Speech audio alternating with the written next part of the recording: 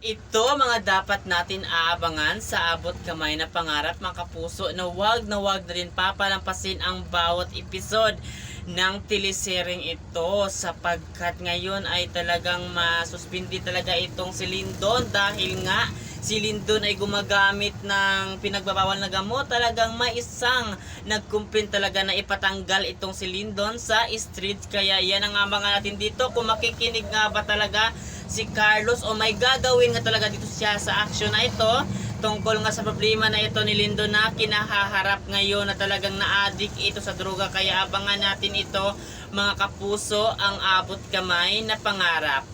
Ganun pa man, unti-unti na talagang nakikilala talaga ni Tanyag kung ano nga ba talaga ang tunay na ugali ni Moira.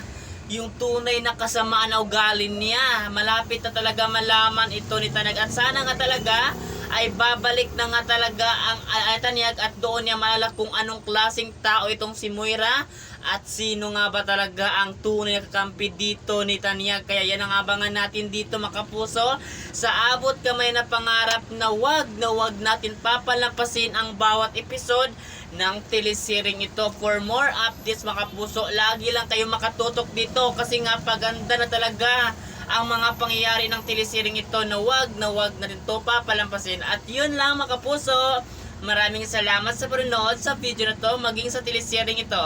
At yun lang, maraming salamat.